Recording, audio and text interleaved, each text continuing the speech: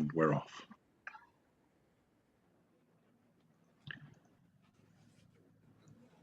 Hello, welcome to yet another Zoom meeting and podcast of Here's Tom with the Weather, where we investigate the plethora of higher powers that populate the vast universe of 12-step recovery, where alcoholics riff out on step 3 and step 11, as prescribed by the founders of AA, who encourage us to find some kind of higher power as long as it's not us. We speak to people with all manner of higher powers, from those who are atheists, Sufis, agnostics, Christians, Jews, Buddhists, followers of Islam, Hermetics, paganists, non-duality. We leave no stone unturned. It's our aim to promote understanding and open-mindedness so that alcoholics and addicts can find a higher power of their own to stay sober and carry the message. We promote tolerance and empathy for folks who might just have different spiritual practices than us. It's all about live and let live. And please remember, this is not an AA meeting or an NA meeting. It's just some people telling us about their version of what their reality is. Sometimes we talk to seekers, to gurus, and not necessarily people who are in recovery. And today we are, though. We're talking to Marya Hornbacher. How are you, Marya? Can you unmute? Well, before I unmute you anyway, I'll just go on. I've got a little bit of a bio to read here. So Marya goes like this. So Marya Hornbacher is an award-winning essayist, journalist, novelist, poet, and the New York Times best-selling author of 5 books. She's the recipient of the Annie Dillard Award for Nonfiction, a Logan Nonfiction Fellowship, the White Award for Magazine Journalism, the ASCAP Award for Music Journalism, the Fountain House Humanitarian Award, and other distinctions. Her writing has appeared in publications including the New York Times, the Boston Globe, Smithsonian Magazine, Crazyhorse, AGNI, Gulf Coast, the Normal School, Fourth Genre, Diagram, Arts and Letters, and many others. I need to take a break after reading all that. That's amazing. She's currently at work on her 6th and 7th books, a work of long-form journalism and a collection of essays. She teaches nonfiction, fiction, and poetry in the Master of Fine Arts in Writing program at the University of Nebraska-Omaha. And I do need to mention that she's been sober for quite a good time. In fact, it's about 21 years, but Marya has thoughts on that, and she doesn't. I think she's from the school that it's one day at a time, and I applaud that. And I just want to make mention of Marya's first book, which is a lot of people know of. It's called Wasted, a memoir of anorexia and bulimia, written in 1998 when she was just 23. And what started as a crazy idea suggested by a writer friend has become a classic book that's been published in 16 languages and is taught in universities all over the world. So that's a hell of an intro there. Welcome, Marya. Hi. At the moment, it seems that they've decided right now is the time to dig up my street. So if there's a problem with audio, all right, now they've gone away. They heard me. So now it's better. Hi. So hey. Did you ask me something, or are we just wandering No, off? I'm just sorry. I'm just between the drills. Tell us a bit of your story. I'm really interested just to know, because you've been around, you've been sober for quite a while. Tell us, can you just give us a short version, like a few minutes of what it was like before, what your spiritual life was like, but then how you got sober, what was the incidents that led you to getting sober, and where you are today? Yes, I can. Okay, so I started drinking, as many people did, because it seemed like a good idea at the time. I drank badly right away. I come from a long line of alcoholics, loudmouths, and Russians, and that was kind of just going to happen, and so I was drinking too much from the first drink I took, as a lot of people do. I only drank, as it says in the big book, a lot of women do go down hard and fast, and so by the time I was 15, it was strongly suggested to me by the juvenile detention center that I go to meetings. I was 15, and so I don't know about the rest of you. If you stopped by AA at the age of 15, you may have had a similar experience, which was, oh look, fresh meat, and that was not to my liking at all. But the courts really did want me to stay. I didn't. I ran away, and that's not AA's fault. That, like most other things in social life, is the fault of the fact that AA is made up of human beings, and so. When I came into the program, later, when I was 26, kind of actually at that point, really having no other options but to get sober, I was frustrated that it seemed my only option was to go back to this place where people were, reciting cliches and barking truisms and annoying me, because I was very, I guess, very important at that age. I'm not as much anymore. But I was annoyed, and I was very, very unhappy. First of all, that I was an alcoholic, because that was clear to me even. And I was also very annoyed that the only place to get sober was a group full of men telling me that there is no gender, no race, no age in AA. So I was crabby. A lot of what I found necessary early in AA was to recognize that I really could take what I needed and leave the rest. I really could get sober regardless of how other people thought I was going to do it, whether I was going to do it. It was very old school. And I heard a lot that if I didn't get God, I was going to die. And I have not, to the best of my knowledge, died yet. So that said, it also has been an amazing spiritual journey, though I don't subscribe to a particular practice, though I don't, I was just thinking as you were introducing me, there's a line in one of Kierkegaard's chapters where he says, the moment you label me, you negate me. And I really hold to that, actually, because as soon as you say, I'm a this, I'm a that, I'm an author, I'm a professor, I'm a feminist, I'm a white lady, you've erased all the other aspects in that sense. And so, yes, I am a sober woman. I'm also a lot of other things. I'm a pain in the ass. I'm very, very short. You know what I mean? So like all of those things are true. And there's a complexity to us that I think sometimes can get erased. And when I came into the program, what I found was that I was trying very hard to get exactitude out of the steps, which was never going to keep me sober, because I kept finding things wrong with the grammar or the language or the books, you know what I mean? But here we are, and I don't, I think here's the part where traditionally I would check out and go, God must have done it, which maybe they did, maybe they did. And maybe I'm just delusional in thinking that it was rather the people in the rooms who were like, that's fine, that's good. See you next Thursday. You know what I mean? And I think that is what got me sober, was the permission to kind of amble around being exactly as messy as I always have been and always will be. And to be allowed to be sober as that person has been the greatest gift of my life, probably. Wow. Okay. Great answer. And there's a lot there to go on. I just want to read just another quote that I took from your website a couple of days ago. And it's about your book called Waiting. And I found the little synopsis about it really great. And this is a quote.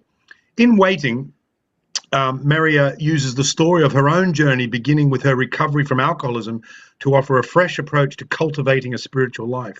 Relinquishing the concept of a universal spirit that exists outside of us, Hornbacher gives us the framework to explore the human spirit in each of us, the very thing that sends us searching, that connects us with one another, the thing that comes knocking at our door, the door of our emotionally and intellectually closed lives, and asks to be let in. When we let it in, and only when we do, she says, we begin to be integrated people, and we begin to walk a spiritual path. And there are many points along the way where we stop, or we fumble, or we get tangled up or turned around. Those are the places where we wait. Waiting, you'll discover, can become a kind of spiritual practice in itself, requiring patience, acceptance, and stillness. Sometimes we do it because we know we need to, though we may not know why. In short, we do it on faith. Wow. So what are we waiting for? That's the question. Waiting, if you look at it linguistically, waiting does not require a for. It doesn't require an object, just linguistically speaking. It's just, you can be waiting. You can just be waiting, sitting here waiting.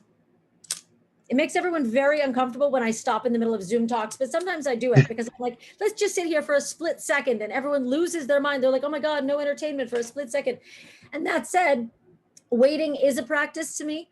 And so am I waiting for, well, we all know waiting for Godot, I can't go on, Yep. I must go on, in that sense, the Beckett ideal of one is simply waiting, and you don't know what Godot is, or if Godot is, or if Godot is coming. And some people come out of watching that play or reading that play and say there is no Godot, and some people come out and say Godot obviously is the second coming, and somebody else comes out and goes, I don't have any idea what the hell I just saw. And that's all fine. It's still a play, right? The play happened regardless of what you thought. And you were all there, and you were all at least engaged insofar as you got something from it, even if what you got was lost. And so as a spiritual practice, to me, the waiting isn't for something. The waiting is the practice. I don't meditate. Similarly, in a lot of traditions of meditation, you don't meditate on something, you just meditate. You just let it be, Okay. as John Lennon would have said. You just let it be. And so in that sense, I'm not waiting necessarily for anything, though I do find that if I shut up and sit still for long enough, I do find out what I needed to know, or at least I find out my latest delusion about what I needed to know. You know what I mean? Your meditation practice, is it the sort of the traditional kind of waiting for the silence? Is that what you do in terms of waiting? Is that how you attain that silence, perhaps? I think silence is, so like there's the question of like, is silence external or is it internal? I've not yet reached enlightenment. I'll let you know when that happens. But, I don't actually find much silence in my own head. I find silence, apparently not today, in my home. I find silence when I'm hiking, and I find a lot of silence. I'm a fairly solitary person, and so there's a lot of quietude in my life, and that's by design, that's by choice. That said, when I sit, I'm also not listening. A lot of what I'm doing is just trying to I don't adhere to, a particular school of meditation either. I practice at a Zen center when it's open. I practice also at a Tibetan meditation center when it's open. And that has more to do with being in a room with other people being quiet than it does to do with the specifics of the religious or the spiritual practice within it. To me, being in a room with people who are trying to, I've always said this about AA meetings for that matter, is that if you're in a room with people who are generally trying to be better people all at the same time, there may be good movement from that, better movement perhaps than everybody sitting in a bar at the same time watching sports. Even if those are your two options, you may just have better odds of creating good in the world by sitting quietly with other people and not doing the damage that one often does. So you don't subscribe to any particular dogma, but you use the tools that some of those use to achieve your own ends or to find some sort of peace. I do. And to me, so like the tools, like most world religions, right? They're not coming from over here and over here. They're all coming from some sort of baseline, I think, and meditation practices are the same. And so Zen meditation is very particular about this. And, Tibetan meditation is very particular about that. I don't subscribe to any dogma because dogma automatically kicks me into defensive spaces in my head. And I'm like, but that might be, and then I get into who is that? I'm going to argue with Buddhism now. Now I need to get mouthy about that too. You know what I mean? Like it's not really necessary sometimes. And I have found, and this is really the fundamental, this is really the baseline of that book of waiting, is that the practice of waiting is just a practice for me of humility, of recognizing. And this speaks to something we were saying earlier. It speaks to, I don't know what there is. I don't know what there isn't. I am not in a position to say whether for sure there is no God, that would make me an atheist, or probably there is, which would make me an agnostic, or I'm pretty sure it's this particular flavor of God.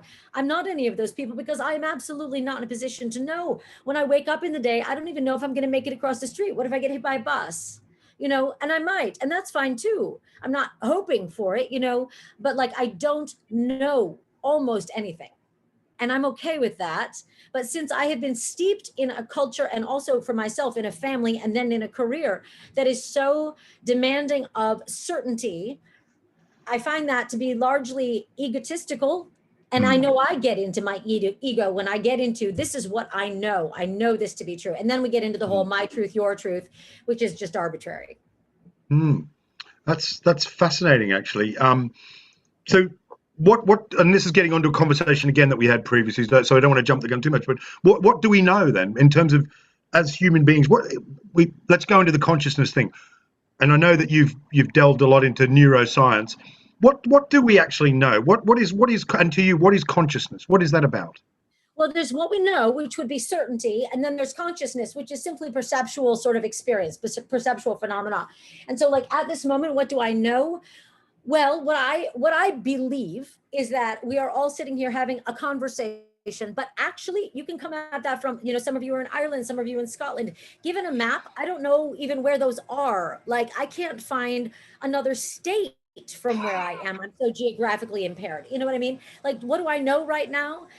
I love this conversation. I love that this many people want to have it. That's engaging to me. And so, but that also, that all that is knowledge of what I find joyful, what I find engaging, that's all back to me. And so what do I know at any given moment? Not much. What I can try to stay clear on is, am I acting from a place of goodwill? Am I acting from a place of ethical standards? Am I acting out of greed? Am I acting out of defensiveness? Am I acting out of anger? So what can I do? We can get right back to our favorite cliches of only control what you can control, and you can't control much, So those cliches have foundations. And if I want to get into the weeds on them, and usually I do, I can. And then I'm not just sitting there barking, truisms, but I am lying awake in bed going, why am I off on this tangent? Why am I down this rabbit hole? And then I get to question my ethics. And so we can take it deeper. But one of the things that I love about consciousness and the idea of it is that no two are alike. No two are the same you never step in the same river twice, And so my experience of this is from a small city in America on a 99-degree day. And your experience of it is you're wherever across the pond, David, and that's fascinating too. But we'll go away from this and have completely different experiences of it. However, how many of us could even have relationships if we spent our lives determined to fixate on how separate those experiences are? If I spend all my time going, David will never have had the same conversation as I had. I actually had that thought once. Okay, this is why it's good not to be married to me. I once looked at my ex-husband and said, you will never know me, will you? And he goes, what? I'm like, never. You will never know who I am, really. And I was like, this is the most lonely moment of my life. And he's long gone, right? And that's fine. And I'm not, in fact, lonely. It is easier for me to be okay with not being fully known when I am alone. And so what do we know? We know ourselves, maybe a little at best. Wow. Okay. So I'm going to rewind again because it's a fascinating subject. Could consciousness be our consciousness in our absorption of this particular reality? Could it be a trick of evolution, or is consciousness behind our reality? I love that. I mean, so I remember very clearly, in answer to your question, I think it is a trick. Whether it is an evolutionary trick or not, I do not think there is an objectively verifiable reality. I don't. I think that we are in large agreement much of the time. We've all agreed, for example, to believe in Zoom, right? We've all in the world right now agreed that we believe in germs. We've agreed that we believe largely in countries. And then we get real fixed on stuff that is in fact nonsense, but a lot of people believe it, right? So is that the objective reality? QAnon, maybe? I don't think so. So that's where I get kind of stuck, is like, just because lots of people believe it doesn't make it true. So maybe we're all wrong and Zoom isn't a thing and germs aren't a thing. However, for a certain amount, to go to that question of like, what's useful, what's evolutionarily useful about consciousness, we have to have some kind of agreement. It's like in the US, we have what I find to be pretty reasonable traffic laws. I've driven in countries where they don't have them, and I'm like, this is anarchy. And so we agree, is there an objectively rational traffic law? Not really, but we do agree on them here largely. And we have less accidents, fewer technically. And so whether that's real or not doesn't matter. If a certain preponderance of human beings agree to drive safely, we have fewer accidents. And if a certain preponderance of adults agree not to be unethical, we behave better. We have governments, you know what I mean? And sometimes the governments act for the good of the people, not always. But what we get in trouble with is when those fixed realities become absolute. When if I decide that something I believed 30 years ago that I now would say that's abjectly wrong, if I'm stuck on that and I'm like, nope, it's going to be right forever, and I stick to that, and I don't know, storm a Capitol about it, something like that, crazy, right? So something crazy could happen just because I really strongly believe it.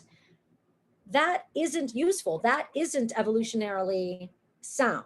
And it is as much an agreed upon reality as is this interview. So it becomes a matter of like, you go to Hume and the idea of like perception, and are all perceptions just, is our reality just a stage on which perceptions play? Probably so. And I think we're under a fairly shared delusion most of the time that reality looks largely like this. I'd love to get inside a spider's eye though, and see what the same reality looks like with 8 eyes and not 2, or yours and not mine. That would be a different experience. Yeah.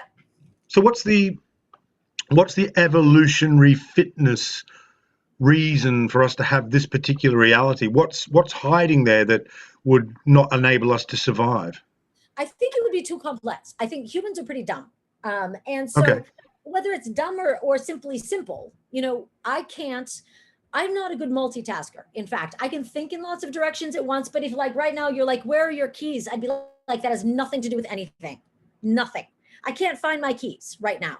Like, so I'm super one track in some ways. And I'm very, in many ways, detached from the day to day of what's happening on, like, I often don't know what day it is. So like, that's not my sphere, right? So evolutionarily speaking, we have to have a certain number of shared agreements, right? I think if we were all perceiving all the things all the time, none of us could get to the grocery store. No one would ever have babies. Nothing would happen.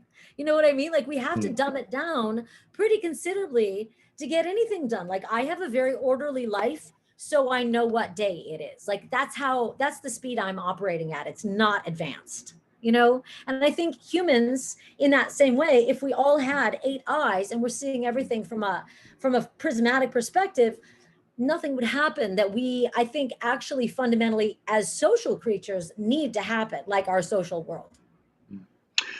I just want to bring it back to the steps, because obviously if this is a 12-step based podcast / Zoom Q&A. Where were you in terms of how have the steps helped you to progress? Have the steps helped you to progress to where you're at spiritually, with inverted commas? Spiritual, I like those. Only one though. Yes, they have. I have found, the steps.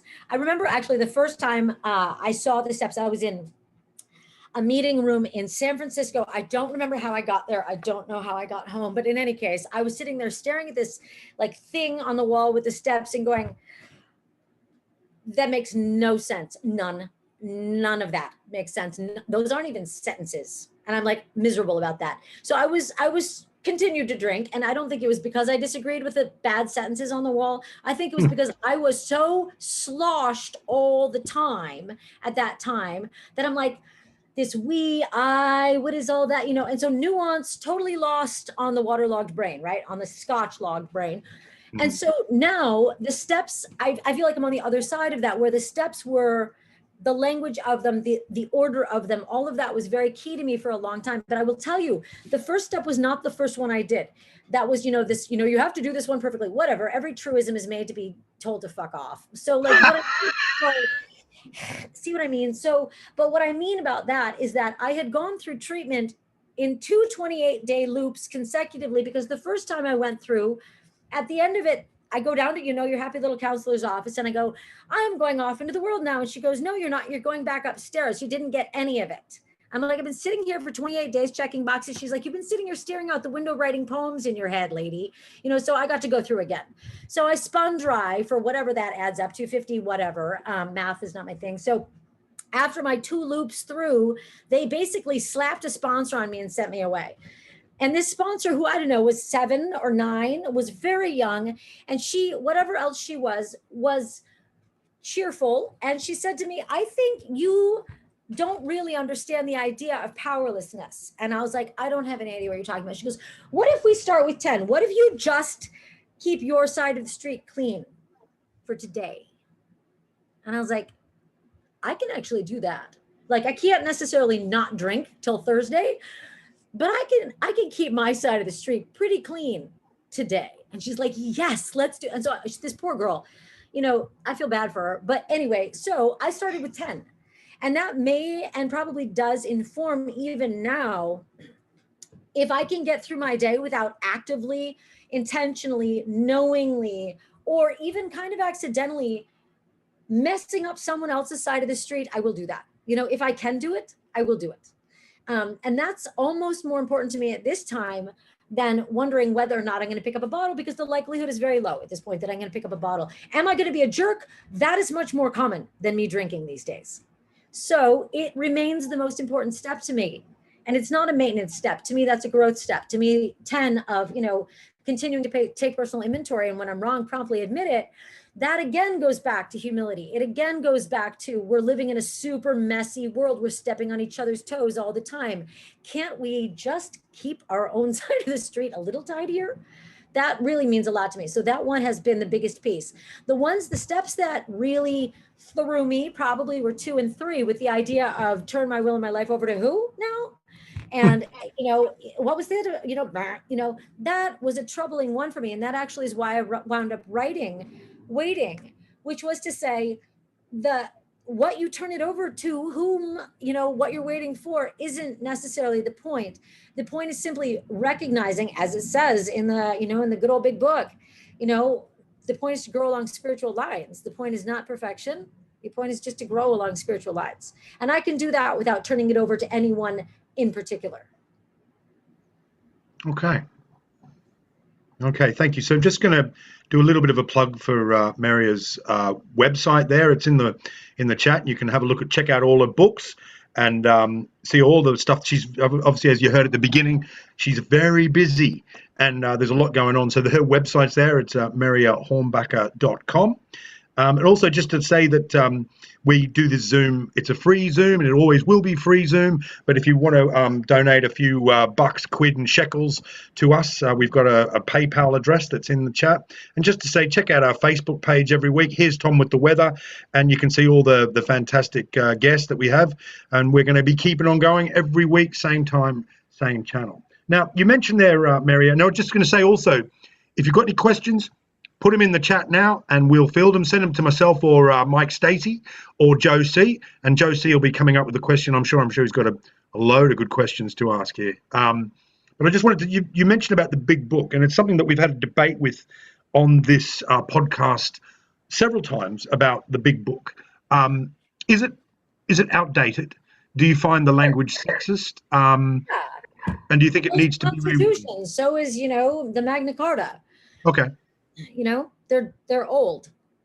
And so do we need to redo it? No, but I do feel like the idea of conference approved literature is pretty silly. I don't care if the conference approves, frankly, of my book or anybody else's. I'm going to go ahead and read those and write them. And so is the big book in the same way that various and sundry iterations of biblical texts or Talmudic texts, all of those are interesting. But every translation, we talked about this, every translation gives a new spin, and every iteration and every generation interprets it differently. And what I find problematic now is when I'm in meetings and I hear a certain fundamentalism around the big book, but I think fundamentalism in any form is dangerous. Certainly in AA, where we're having a lot of tolerance. Give us an example of that, what do you mean by that? Well, very recently, so not as many of the women here will understand and probably relate to. I'm often the only or one of a small handful of women in a meeting at any given time. And I'm definitely the only one who pipes up and is like, with the sexism in here, shove it. I'm definitely the only one saying that. And I say it, unfortunately, on the regular. And so recently I was at a meeting in a very small town, and I was dealing with kind of, the whole women in AA business. And we were going through, unfortunately, the chapter 2 Wives, which, as we all know, was written by Bill. And not Lois. And so I'm like, guys, this is, as much as I love the idea of a holy writ, this is not a movie. This is not, Monty Python, and it is not, it's just not. Anyway, I was talking about the simple fact that in practice, the principles laid out in those steps, or the principles that one can find under them, are super key to this day, always will be. This particular text, though, is problematic in a big way. And all we need to do maybe is acknowledge that there are problems so we can talk about them and kind of work with them in the present day, in the present tense. And this nice middle-aged white man came up to me afterwards and said, I was taught that there are no divides in AA. And I'm like, that's great, because right now you're explaining to me what AA is. I have been here sometime. I've been here for a couple of meetings. And he goes, right, but you're new. And what I want you to know is that there is no race, no gender, and no age in AA. And I'm like, it is fascinating to me that a middle-aged white man in a fundamentalist t-shirt just told me there is no race, no age, and no gender in AA, sir. Thank you. And from here on out, you can refer to me as Dr. Marya H, back off. made me so angry. It made me so angry that someone could, first of all, come over and tell me what my program is or should be. That is not how I was taught, frankly. And I got sober by accident, let's admit, in a men's meeting, because I walked in drunk and was like, is this a meeting? They're like, now it is. And so like those old dudes who are now like 130 got me sober. And this young guy comes up to me and is like, lady, you're doing it wrong. I'm like, gotcha, thanks. So like when that stuff is going on in the rooms, I am not at all concerned about an old text. I'm concerned about how that text is being used to beat young women and young people. That concerns me. What does the fellowship, what does AA need to do? What, in your opinion, what do we need to do? I think we need to acknowledge a certain number of rifts within it and a certain number of premises that are informing how we proceed. I talk a lot to not only young people, but people of color and people who are not from, who don't look like the writers of the big book, right?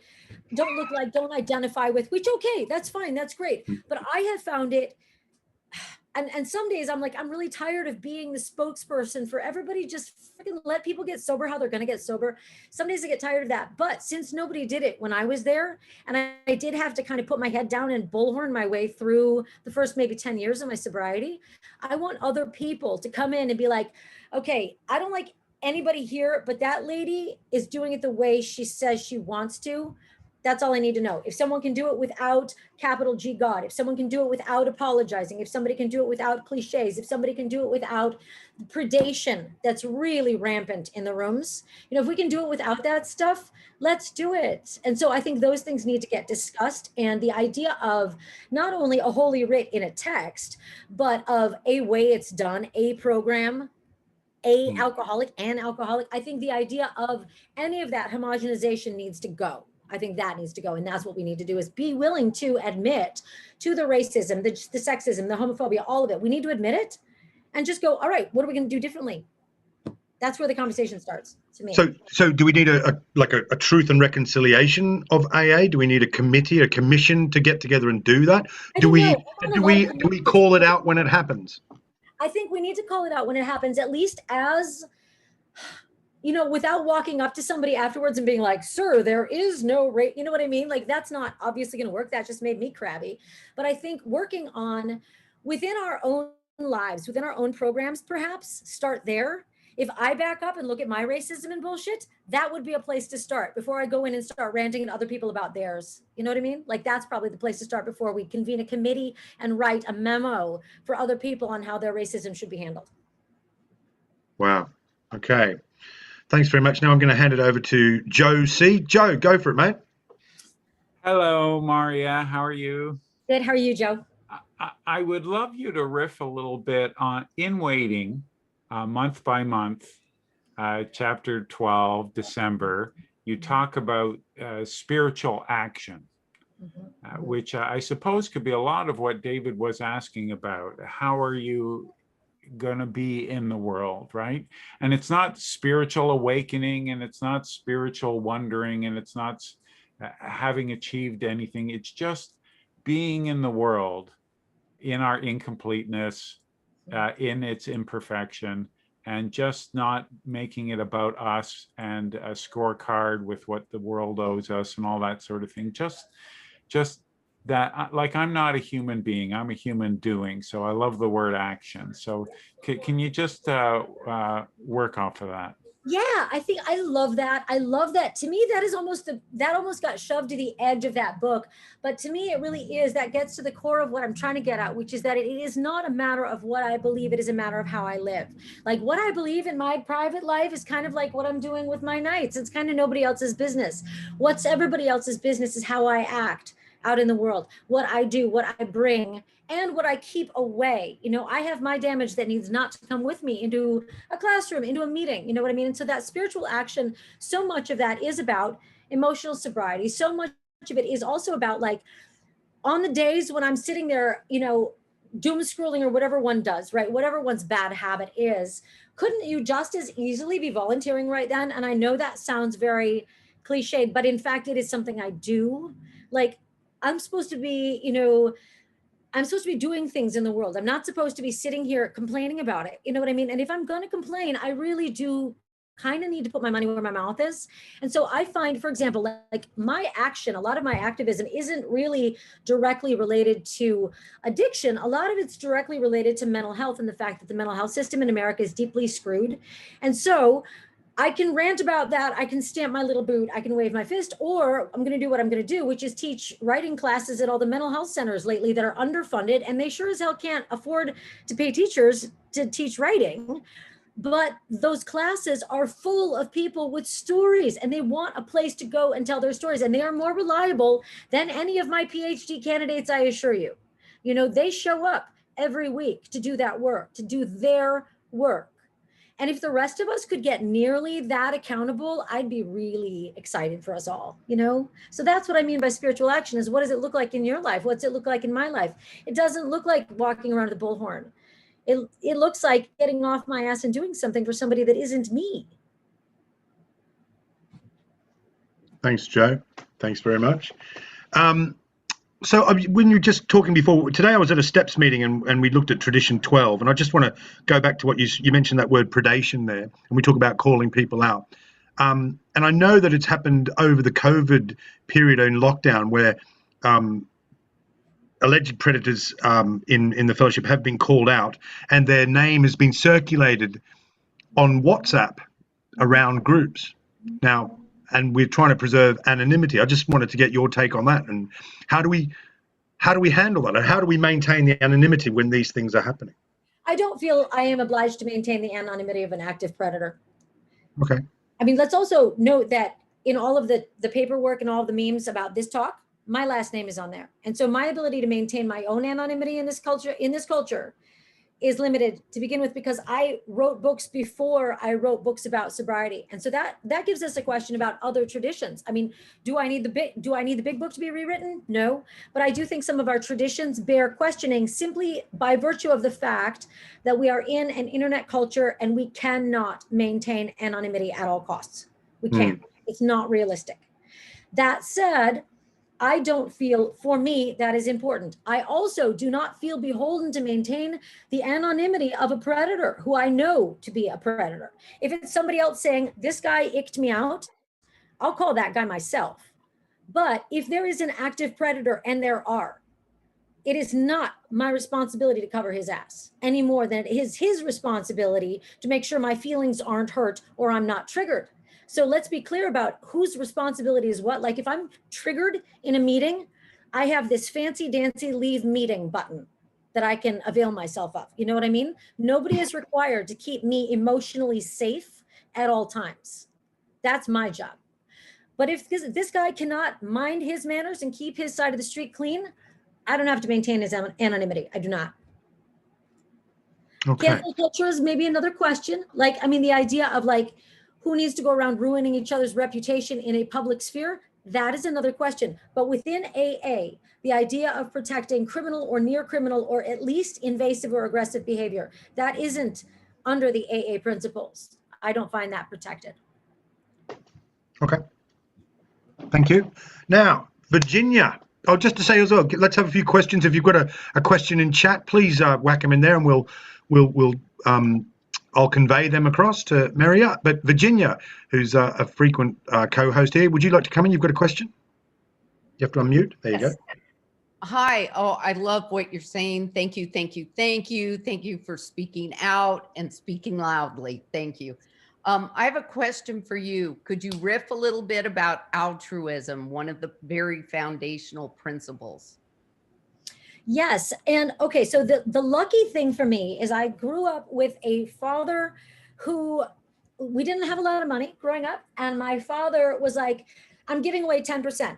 And we weren't religious. We weren't tithing, right? He's like, this is tithing. And I'm like, to whom do you tithe, sir? Why don't I have fancy jeans? He's like, you have jeans. Like, what's your issue? And so while at the age of 11, I was extremely unhappy about the quality of my jeans. Now, like, every day I'm faced with a choice between, am I keeping what feels like excess to me or am I giving it away? So am I broke all the time? I'm absolutely broke all the time. And it is not because I manage money poorly. It is because I only need so much.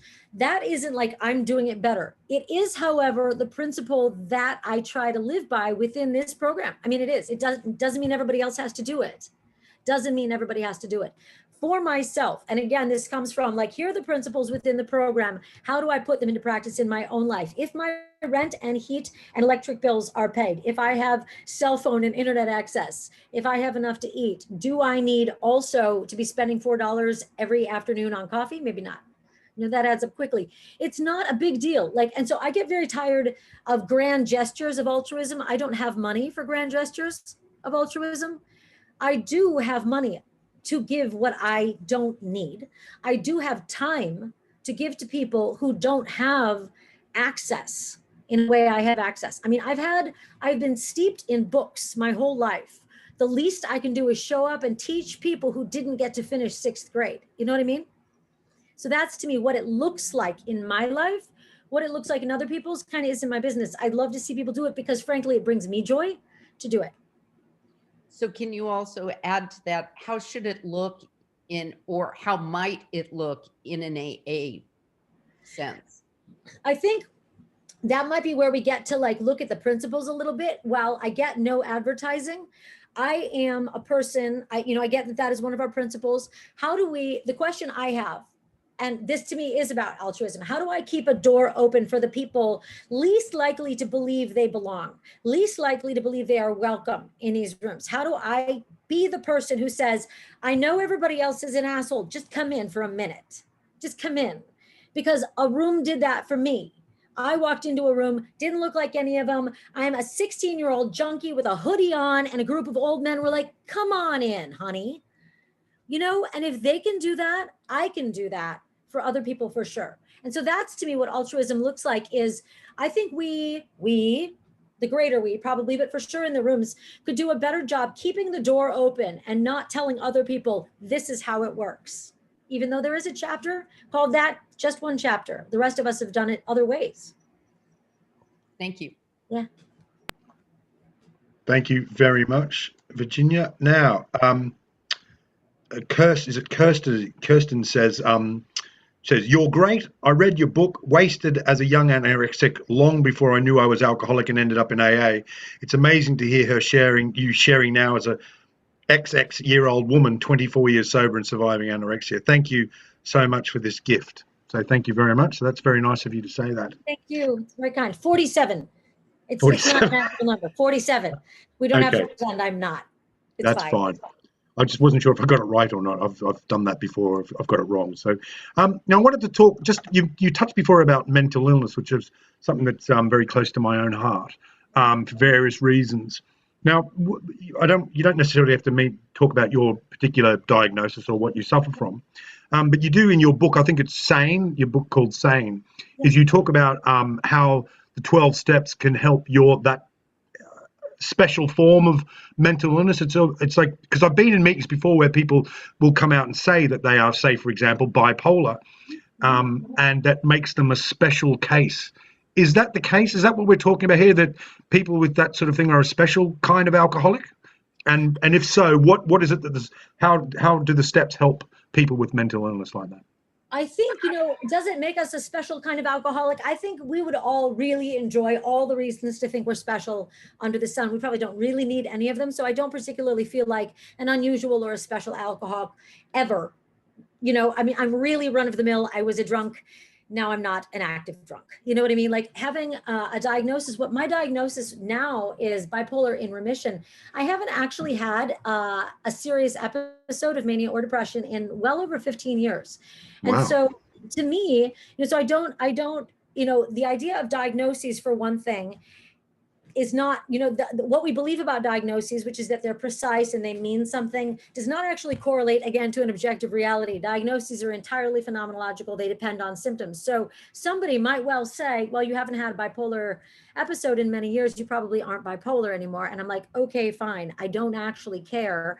What it means to me is that talking about mental illness as demarcating a type of alcoholic from these other alcoholics who are what? The stars upon Mars. I mean, like, it's like the alcoholic among us. What we have in common is that we are people who have harmed ourselves, harmed other people, and need to clean up. That's what I have under alcoholic in my mental definition, is that we could stand to be better people. That doesn't make us even any different than other people. But we got lucky. Let's say it that way. We got lucky. We have some steps that will help us become better people if we work them, right? And we don't have to work them each other's way, but something underneath them I do think is very, very sound. Mental illness does not in any way prevent one from working the steps. Mental illness comes and goes, kind of, is what they're finding now in the neuroscience. I'm referring to this bookshelf over my right. It comes and goes. It's as fluid as a lot of other things, taste, mood, whatever. But it does not, we do not know enough about the brain functions that cause or give rise to mental illness or addiction to be able to say, this is this mental illness, this is that type of addiction. We don't know enough about it. And so does that mean anything for, well, should you then be an altruistic person or a humble person? You know what I mean? Like the baseline principles stand. And that's really where we do have that commonality, is whether or not we have an objective agreed upon reality doesn't actually matter if we're all still in the same room trying to be better people. That's where I'd put that. Fantastic. So I've also been looking on your website quite a lot over the last couple of days, and some really some amazing stuff on there. Now, tell us about your poetry. It seems like you've rediscovered poetry. Is that the case? And have you got any there that you could share with us? I do, oddly. I have some short poems. I've actually gotten very, very into prose poetry lately. I teach, so my undergraduate degree was in poetics. And so I know a lot about the history and the forms of poetry, like going all the way back to very, very early Greek. And so having come out of like a classical humanist tradition educationally, I eventually started wanting to just completely make a mess of the poetic line, which is a great joy. It's like learning to cook with no tools. And so like having undone my ideas of what poetry could be and had to be and ought to be, you know what I mean? I got very, very, I got to really enjoy, this actually might fit. Shall I read a short poem? I'd love to. Yes, please. All right. Yes. If nobody minds, it actually, as poems go, it's not too bad. All right. This is called The Perishing. And some of you may know the allusion to Robert Frost in here. I have seen people try to keep me from dying. It's an effort. I cannot say the effort seems to warrant always the work. Measures are taken, plans put in place, decisions debated and made. It seems excessive, the effort, a whole lot of fuss, at least to me. To me, at least, the effort and excessive fuss of being alive and staying that way seems very great. As Frost wrote once of ice, it too is great and would suffice. He meant to end the world. Fire, yes, but ice would also do the trick if the world should perish twice. So say, for the sake of argument, that the world or I could perish twice. One could make the case we should have done it long ago. The perishing, I mean. It would have saved us all a lot of fuss. The effort required to save us has been excessive. And to what end? To whom do we, the world or I, belong? My nieces and nephews strain upward, tall and lank and lean. My brother's black hair fills itself with salt. My father grows buoyant, losing gravity and mass. He is light now with laughter. His roughly chiseled edges smudge and blur. I sit at the edge of his bed, making myself heavy to weigh him down. Looking out the window, he seems to reach for light. So that is the kind of thing I'm messing with. I'm both doing super formal poetry like that, which is like, that's close to a villanelle. It's a bit of a mess of a villanelle, but it is a villanelle. Thank you. And then I'm also doing super long lined prose poetry. So, it's just mucking about with words. And have you got some? Is there some more books in the pipeline? Or any more? Some of more the addiction recovery stuff? Is that still out there, or you got any more to do there? I've got so there are 2 books, and I don't actually know. They're determining next month which one comes out first. One is called "We've Been Healing All Along: Notes on the Road to Mental Health." That one has been long delayed for a very good reason, which is that all the data that I thought I was going to find on the science underneath mental illness diagnoses is bad data. It's bad science. And so as a reporter, I've been deeply disappointed in the science that I have found. And so I'm writing instead it's an assertive look at the validity of what we call mental health care and psychiatric diagnoses, as well as the pharmaceutical industry. So it's a critique for sure, but it's also, it's funny. It's fun. It kind of chronicles 10 years now of research on what I thought was going to be this like gung ho, look at all this amazing new science, look at all these amazing new treatments, which turned out to be total crap. And so instead it's me saying, this is total crap. So that's one book. And I don't know if that one's coming out first or if it's going to be the other one, which is not formal at all. It is also research-based, but it is called One Last Bitch, Notes on Going Solo at the End of the World. And it's about the kind of reframing of relationship, the idea of romantic relationship that one does later in life, probably. It is so bawdy and impolite, and I'm having such a good time writing it. Oh, wow. A lot of nice cuss words. No more than usual. No. Oh, okay. Fantastic. You mentioned interesting. You mentioned the word pharmaceuticals there, and again, I don't want to stray into sort of outside issues here, but I know I'm based in the UK and hail originally from Australia, and I've had a lot to do with my friends, in the US and Canada and all around the world, and the pharmaceutical industry seems to be a major player in the addiction recovery in a lot of rehab centers and stuff. And I just want to know how do we deal with that in the fellowship, in 12-step fellowships? How do you think we are dealing with it, and what can we do to make it better? Well, I think, the pharmaceutical industry, like every other industry, is an industry, and its goal is to make money. And I appreciate that that is what a business does. That's fine. That said, there's not as much data as there should be to support the quantity of anti-addiction medication that's being used.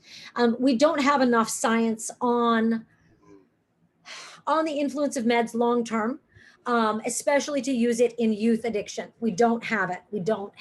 And so to me, there's really, and also in the US, the rate of, medically necessary medicating is vastly higher than it is anywhere else in the world. So I'm assuming we don't have different brains here in the US, but we do have an incredibly powerful pharma industry, less powerful in the UK, less powerful in Australia. In both the UK and Australia, that's where most of the recovery-oriented research is being done on mental health recovery, like extra pharma approaches to mental health recovery. In the US, none of that is funded because we can't divert any money from, like, for example, Bristol Myers Squibb made $5 billion in the first 4 months of its quarter this year. So like in the first, third of the year, Bristol Myers made $5 billion. One pharma company, and they don't make any of the vaccines. Let's point that out. So that concerns me that they are profiting off what to me seems an extremely vulnerable population, people coming out of addiction, people dealing with serious mental illness. Those are people who are then told, you will need this medication for the rest of your life. And you go, okay, and you cough it up. I have at times been paying $1,000 a month in copays for medications that I now magically don't need. So I got to wonder, whose model is that? Because it is not a patient-centric model. And so as regards within the rooms of AA, I don't feel it is my place as a fellow member of a meeting to say someone else should or shouldn't be taking meds. That said, I do feel that outside those rooms, I need to use the knowledge base I have to be talking to the folks at, say, let's call it Hazelden, and their medical officer who is feeling extremely conflicted about the amount of medication that they are handing out. So none of it is easy or obvious, but there is that within the room, without the room sort of question to be asked as well. Okay. So that leads me on to the question, and again, you're a journalist, and I'm kind of a journalist in that sense. Is AA doing enough to get the message out there? Are we sort of still resting on our, we're towing a very straight line, and we're keeping the traditions very narrow, and we're forging straight ahead? Are we doing enough to get it? If there's all this demand out there, and people are being leapt on by these big pharma, allegedly, in case anyone's listening. But if that's the case, are we doing enough to get the message out there? No. And okay. More problematic to me is that once people do make it in the door, we are immediately like, so are you going to toe the line here? Because are you going to be nice in all instances? Are you going to agree with, various and sundry dogma that we like to float in here? Are you going to be comfortable with totally inappropriate behavior and commentary? Are you going to be okay with all that? Because like, if you're okay with that, then you can stay and get sober. If not, take a hike. You know what I mean? Like, I don't like how closed the meetings really do feel to me, even. And I've been here long enough to feel at home. And I don't always. And I certainly know that if a middle-aged white lady with an education feels uncomfortable and out of place in these meetings, that leaves a whole lot of groups who might feel deeply outed in those settings. And so are we advertising enough? Who cares? Let's get our meetings clean first, Get the product right. Yeah, exactly. So we're talking about being more all-encompassing and welcoming people of different demographics and different belief structure. Is that what you mean? It is. I mean, I really feel that we do need to check.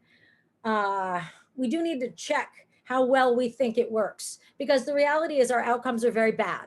Nobody else's are better. I mean, but 10% of people coming into the room stay sober long-term. In science and medicine, nobody would even bother recording that. Our outcomes are really poor. They're better in some parts of the country. They're better with some demographics. They're better with certain, say secular, as opposed to the deeply, more entrenched meetings. But overall, we don't have good long-term outcomes. What we have is something that can work for everybody, but we keep peeling off people's access to it. And I want to make it more accessible. Okay. And how are we going to do that? Again, so to me, I don't think that's a matter of getting our press right. I think it's a matter of changing the culture within the meetings. Like, it's absurd to me that people are still going up to each other in a meeting and telling each other what to think, what to believe, how to behave, what they can and can't say. That was triggering, or I don't agree with you, or don't bring that, or that's an outside issue, or you can't do this, or believe in God or you're going to die. Or, like, you want a soapbox, go stand downtown on a soapbox. Don't come to a meeting in a soapbox. That's fine. Yep. Fantastic. So also Virginia's asked as well, what about classes online? Do you teach poetry online? Do you teach writing online? I know, looking at your website, a bit of a giveaway for you there, but what do you do online for people at the moment? Well, I work, so my formal classroom time is affiliated with University of Nebraska. I do take independent study students, and I have been thinking that probably in the fall, I will start doing small classes online since the Zoom has gotten comfortable for folks. I will probably start doing small classroom like this setups. I don't find, even in a physical classroom, that more than 20 people is very effective for a workshop setting. But if people were interested, by all means, give me that feedback and I'll set up a class for the fall. But I do take independent study students. Yeah. So I work one-on-one with people. So if they want to get in touch with you, just go to your website, as we've said, and we'll put it again in the chat. And if you want to set up some sort of contact, then that's the best way of getting in touch with you. Yeah. Yeah. Right. Okay. So this has been fantastic. I'm going to come up with my last question. Oh, well, actually, one more question. And I just want to go back to this thing. So you said before that right at the start, you said you weren't either an atheist nor an agnostic nor a believer or anything. So I guess this is the question we ask everyone. What is there a God? If not, then what is it? What's the real reality? Well, if there is a real reality, which I'm not entirely convinced of, it isn't God. If there is any real reality, I think it is something to the effect of the interesting magic that ensues when you look at chaos theory, like quantum mechanics. That is as much poetry and as elegant an idea as, poetic metaphor. And so like that to me seems very real. It sustains across fields. It sustains across mathematics and music theory. I mean, there's a reason we talk about the music of the spheres. All of that does hang together in a truly uncanny way. That said, if I was to take the Stephen Hawking point of view, is there a God? Probably not. An objective deity sort of thing. There's the whole, what was that, XTC, who said in the line, did God create man in his image, or did we create God in ours? I think that is a valid question to this day. And I think we may not answer it. We kind of believe what we need to believe at any given time. And if you want to go with the writing advice that Kurt Vonnegut gave, and it's the best writing advice I know of, it's whatever works, works. So if God's working for you, boom, go with it. Man. Like it's not gonna get in my way. Okay. Anyway, so final question, as we do with every episode, and you probably know what's coming. So book sales have gone through the roof. Your next book has just gone through and you're a billionaire. And so you decide to buy yourself a massive super yacht. You get all of those books that are behind you there, and wherever you are in your house or your apartment, you throw it all in there, your family, your friends, and you go on this massive super yacht. You set sail and you go out across the ocean and you get down into the Pacific, and somewhere off the coast of Fiji, you strike a submerged coral reef, and it's like curtains for the boat, and it starts to rapidly sink. And all you've got time for is to grab a plastic bag, quickly look across each shelf, find your favorite book, throw it in the bag, jump overboard and swim, hightail it through shark-infested waters. And who would dare bite at you, I've got to say, and you'd wash up on the beach and you'd wait rescue with your favorite book. What's the book? Who's it by and why? This is Italian folk tales. As you can see, it's missing its cover. It's Italo Calvino. This was collected, I don't even know what edition this is, but as you can see, it is well loved, well read. This was given to me by some strange grown-up when I was 5, so 42 years ago. I have no idea what grown-up this was. They just apparently thought a 5-year-old needed a roughly 900 and some page book, and it weighed about as much as I did at the time. And so I have moved in my life probably 40 or 50 times, and this may be the only book. None of my books have lasted. This book, though, I will always have with me, and I think it may teach me everything I need to know. And so give us that name of the book and the author again, or please. Simply Italian Folk Tales, Italo Calvino. Who knows why? Wow. So that's your go-to when you need a pick-me-up or anything? Is there anything about it that particularly you like? Is there something in it? It is the only thing in my life that has lasted. Oh, poignant. What a poignant finish. Thank you very much. It's been great. If you want to hang around for 10 or 15 minutes, that'd be great. After we finish recording, I'm sure there's going to be some people that would love to ask you a question or just say hello. But thank you very much. And we'll be here next week for another episode of Here's Tom with the Weather. Thanks very much, everyone. And it's been great. Thanks, Marya. Cheers. Thanks for having me. Thanks. Bye.